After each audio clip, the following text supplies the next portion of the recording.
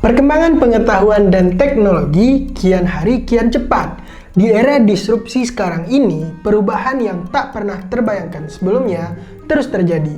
Kemajuan yang tak terhindarkan ini bagaikan ilmu yang kemarin kita pelajari akan tak berlaku lagi di minggu ini. Dan yang hari ini kita pelajari akan kadaluarsa di minggu depan. Namun sebelum itu, di video kali ini kita akan mengenal beberapa tahapan pergantian era industri.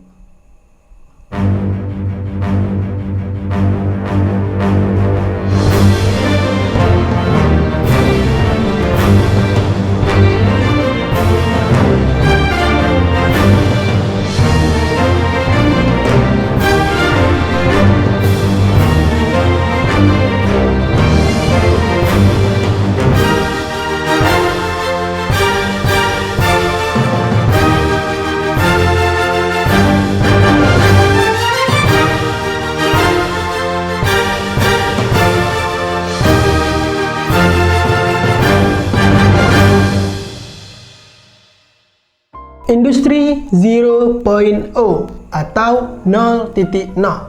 Pada fase awal peradaban, mata pencaharian manusia adalah sebagai pemburu dan pengumpul. Pola pikir atau mindset yang dimiliki oleh manusia era ini cukup unik. Mereka terbiasa hidup berkelompok dan berpindah-pindah. Untuk menghindari risiko dan alasan keselamatan, satu kelompok akan berangkat ke timur dan kelompok lain akan menuju ke arah lainnya. Keterampilan skill set yang harus dimiliki seperti mampu mengenali jenis binatang buruan, mampu melacak jejak, membaca arah mata angin, berkamuflase, kemampuan fisik, berlari, berenang, berkelahi, dan kemampuan memanah, menombak, dan menjerat. Perangkat atau toolset untuk berburu bisa berbagai macam, mulai dari panah, busur, tombak, pisau, pedang, pancing, jerat, jala, dan sebagainya. Keberhasilan berburu dan mengumpulkan hasil hutan sangat ditentukan oleh mindset, skill set, dan toolset yang dimiliki. Demikianlah siklus hidup manusia zaman ini. Sampai pada akhirnya, jumlah populasi yang semakin bertambah, namun binatang buruan, hasil hutan sulit untuk didapatkan. Manusia pun mulai berpikir untuk mencari solusi agar bisa bertahan hidup. Mulai dari mempelajari tingkah laku hewan dan tanaman sumber kehidupan. Dari observasi yang dilakukan, pengujian dapat disimpulkan bahwa ada jenis hewan dan tumbuhan yang dapat dibudidaya. Maka muncul pula kelompok profesi baru, yaitu peternak dan petani. Dengan mindset, skill set, dan toolset yang sangat berbeda dengan pengumpul dan pemburu. Pola hidup sebelumnya yang berpindah-pindah untuk mencari areal buruan kini malah berubah menjadi menetap.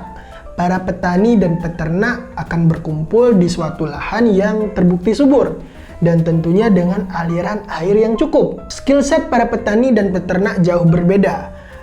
Kini tak perlu lagi punya kekuatan fisik sekuat pemburu. Malahan yang perlu dikuasai adalah bagaimana mampu untuk merawat kesuburan tanah, mencukupi pakan, menjaga kesehatan ternak, dan sebagainya. Toolset seperti panah, busur, tombak kini tak lagi digunakan. Peralatan yang kini harus dimiliki adalah cangkul, bajak, kandang, alat pengairan, dan lainnya. Dan ternyata dengan seiring waktu bertambah pulanya pengetahuan dan pengalaman, hasil dari peternakan dan pertanian berkali lipat daripada berburu. Mulailah kelompok manusia lain beralih profesi menjadi petani dan peternak. Dan ini merupakan era industri 0.0 atau 0.0 karena sudah dimulainya produksi yang terstruktur dengan berbagai disiplin ilmu yang menjadikan manusia pada zaman ini mampu bertahan hidup dengan baik. Industri 1.0 atau 1.0. Nah, akibat berlimpahnya makanan dari hasil ladang dan kandang membuat populasi manusia bertambah. Mulai adanya kericuhan, bahkan sampai menimbulkan peperangan dalam memperebutkan area lahan. Adanya penjajahan dan kolonisasi daerah.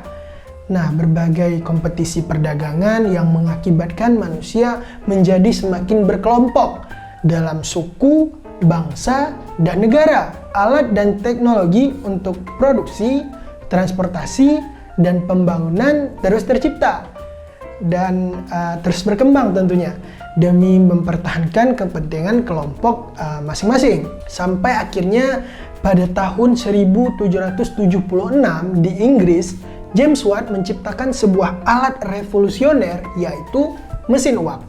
Mesin uap ini berkembang menjadi alat serbaguna, mulai dari alat pertanian, traktor uap, alat pertambangan, pompa air tambang, alat transportasi, kereta uap, kapal dagang, hingga kapal perang. Alat produksi seperti mesin tenun hingga pabrik produksi dalam skala yang lebih besar, sehingga menjadikan pedesaan menjadi perkotaan, pelabuhan pun menjadi pusat perdagangan. Transformasi ini dinamakan Industri 1.0, masa di mana perekonomian dan kesejahteraan meningkat. Namun pada era ini kesejahteraan para peternak dan petani jauh di bawah kaum pedagang dan pemilik pabrik, bahkan masih kalah jauh di bawah para pekerja pabrik. Banyak yang mulai beralih menjadi pekerja pabrik dan produksi di era industri ini meningkat puluhan kali lipat. Tuntutan di zaman ini memaksa para petani dan peternak mengubah mindset, skill set, dan toolsetnya agar bisa terus bertahan. Mereka beradaptasi sesuai dengan pekerjaan barunya. Industri 2.0 atau 2.0. Nah, dengan ditemukannya listrik sebagai sumber energi baru yang memiliki efisiensi daripada mesin uap, mesin produksi yang bertenaga listrik pun ternyata dapat beroperasi lebih lama dan memiliki tenaga yang lebih besar. Diikuti dengan produktivitas yang meningkat karena laju produksi yang makin cepat dan banyak. Lapangan kerja baru pun terbuka di berbagai sektor industri seperti minyak, gas, baja, tekstil, dan masih banyak lagi. Permintaan riset dalam industri pun bermunculan, sehingga muncullah profesi peneliti. Ekonomi semakin bertumbuh dengan industri keuangan dan pasar modal. Profesi bankir dan pialang menjadi menjanjikan. Pendapatan profesi baru ini jauh di atas para pekerja era sebelumnya. Nah, para pekerja pabrik pun menginginkan keturunan mereka untuk menjadi bankir, menjadi ilmuwan, menjadi dosen, dan pekerja pengetahuan lainnya. Mindset, skill set, dan toolset pekerja pengetahuan ini berbeda dengan para pekerja pabrik atau buruh kasar. Untuk itu, mereka yang berkeinginan untuk mendapatkan posisi yang terpandang di masyarakat dengan memperoleh profesi dengan bayaran tinggi harus menempuh pendidikan tinggi. Fakultas dan kampus baru pun bermunculan. Universitas tumbuh menjadi industri pendidikan, dan industri ini dinamakan dengan era industri 2.0 di bidang pengetahuan dan informasi.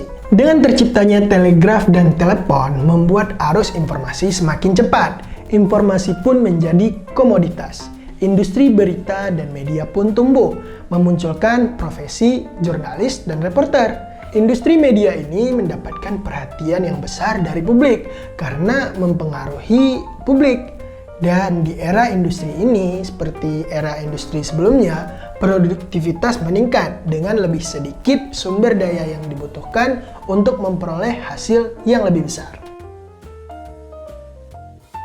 Industri 3.0 atau Industri 3.0.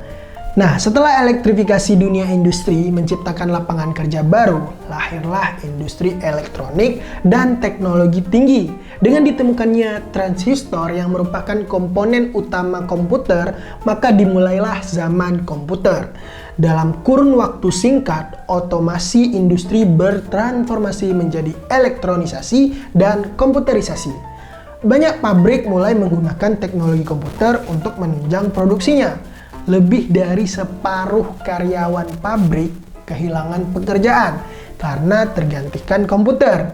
Dan pada tahun 1969, lahirnya internet membuka cakrawala baru peradaban. Internet menjadikan setiap orang di berbagai wilayah negara untuk dapat terhubung dan memudahkan setiap orang untuk memperoleh informasi dari mana saja.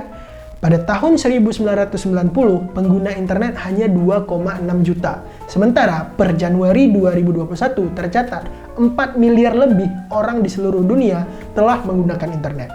Fenomena ini dapat terjadi karena adanya perkembangan dalam teknologi informasi, infrastruktur, satelit, yang awalnya internet didominasi oleh lembaga negara, pusat riset, dan perguruan tinggi berbasis teknologi. Namun kini karena semakin murahnya produk teknologi, internet menjadi komoditas yang dapat digunakan siapa saja. Penetrasi internet di berbagai negara berkembang sangat cepat karena didukung oleh berbagai implementasi teknologi dan dukungan infrastruktur. Dan akhirnya arus informasi dari satu daerah ke berbagai wilayah semakin cepat perpindahannya, bahkan secara real time alias sekejap mata. Informasi kini tak lagi dikuasai oleh pihak tertentu, tapi sudah jadi konsumsi publik. Bahkan ketika ada orang yang ingin mempelajari suatu pengetahuan yang dulu membutuhkan biaya tinggi, dengan hanya mengakses internet, kini nyaris gratis dan mudah didapatkan. Dengan adanya dukungan komputasi dan teknologi yang kian maju, meningkatkan laju produksi berpuluh kali lipat, dan para angkatan kerja lama yang tidak dapat mengadaptasikan mindset, skillset, dan toolsetnya mulai tersisihkan. Angkatan kerja baru dituntut untuk bisa kompatibel dengan lapangan kerja, sementara institusi pendidikan formal malah tertinggal kecepatannya dengan kemajuan inovasi industri. Ya, hal ini disebabkan karena ketidakgesitan institusi pendidikan untuk mengadopsi perubahan kompetensi di dalam konten ajarnya. Selain itu, banyak dari lulusan institusi pendidikan formal yang selalu mengandalkan ilmu yang pernah didapatkan di kampus, hingga lupa untuk terus mengupdate dan mengupgrade ilmunya agar bisa menyesuaikan dengan kebutuhan dan permintaan lapangan kerja. Kondisi yang mungkin kini kian terasa. Banyak lulusan yang hard skill-nya sudah tidak relevan dengan dunia kerja. Akhirnya, banyak organisasi dan perusahaan harus menyediakan pelatihan dan pengembangan ekstensi bagi para pekerja baru, seperti adanya berbagai program manajemen trainee dan atau officer development program untuk mendidik serta melatih para fresh graduate. Industri 4.0, Industri 4.0. Inilah era digital atau pasca PC yang karakteristiknya berupa teknologi bergerak, mobile. Teknologi kini semakin dekat, hanya melalui sentuhan jari dan bahkan dapat diperoleh melalui layar di genggaman. Dimulai dengan terciptanya smartphone, informasi yang dahulunya didapatkan dengan komputer yang membutuhkan tempat sebesar meja kerja, namun kini dapat dimasukkan ke dalam saku celana dengan fungsi yang sama. Data per tahun 2018 mengatakan, dari 265 juta penduduk Indonesia, ada 132 juta pengguna internet aktif dan 130 juta pengguna media sosial, serta 120 juta diantaranya menggunakan perangkat mobile. Data ini menunjukkan kekuatan ekonomi berbasis pengguna internet mobile di Indonesia sangatlah potensial. Industri 5.0, 5.0. Tak hanya sampai di situ, sadar atau tidak, era baru akan segera hadir, yakni Industri 5.0, di mana saat teknologi kecerdasan buatan, artificial intelligence, atau AI telah menjadi manusia, atau mampu menirukan kecerdasan manusia, dan tentunya bisa membantu kegiatan operasional yang membutuhkan otomasi interaksi. CEO Google, Sundar Pichai, baru-baru ini menampilkan AI yang mampu berkomunikasi dengan manusia seperti layaknya manusia. Bila teknologi berbasis AI ini telah menjadi komoditas, maka akan banyak tenaga manusia tidak lagi dibutuhkan, seperti kontak center, telemarketing, customer service, prompter stasiun bandara, dan berbagai kebutuhan publik lainnya. AI ternyata juga dapat mengotomasi berbagai pekerjaan yang membutuhkan analisa algoritma matematika kompleks, seperti perdagangan saham. Perubahan di era 5.0 diprediksi akan sangatlah cepat. Bila sebelumnya 0.0 dicapai dalam waktu ratusan ribu tahun, dan 1.0 ribuan tahun, industri 2.0 ratusan tahun, dan industri 4.0 puluhan tahun, maka industri 5.0 bisa dicapai dalam waktu belasan tahun ke depan. Terbukti dengan setiap harinya ada saja inovasi di berbagai sektor. Banyak organisasi perusahaan yang berusia ratusan tahun bertumbangan dan yang berusia puluhan tahun kebingungan, kehilangan pangsa pasar. Dan organisasi yang masih terhitung baru telah mampu mengalahkan kapitalisasi pasar dari pemain lama. Banyak organisasi dan perusahaan tidak lagi relevan, cara kerja lama yang tidak lagi mempan, strategi bisnis yang biasa jadi ketinggalan zaman, dan tuntutan perubahan semakin nyata. Organisasi hari ini masih sibuk dengan urusan harian, namun tak pernah berorientasi untuk masa depan, jika akan kemungkinan kehilangan kesempatan sehingga akan jauh ketinggalan. Manusia di era industri baru ini perlu memiliki mindset, skill set, tool set baru agar terus relevan dan mampu beradaptasi untuk bertahan, tentu dengan terus bertumbuh dan berkembang. Satu-satunya cara agar bisa mengubah mindset, skill set, dan tool set adalah melalui pembelajaran. Kedepannya, era terus berganti, maka mindset yang dibutuhkan akan berbeda, skill set yang berbeda pula, dan tool set yang sangat berbeda dengan generasi sebelumnya. Dan aku punya pertanyaan, kira-kira jika para pemburu yang beralih menjadi peternak dan petani, tapi masih mempertahankan mindset, skill set, dan tool set berburu ketika melakukan pekerjaan barunya, apa yang akan terjadi? Silahkan dijawab di kolom komentar. Silahkan kalian simpulkan sendiri apa yang kalian dapatkan dari video ini, dan sampai jumpa di video selanjutnya. Bye! Well, everybody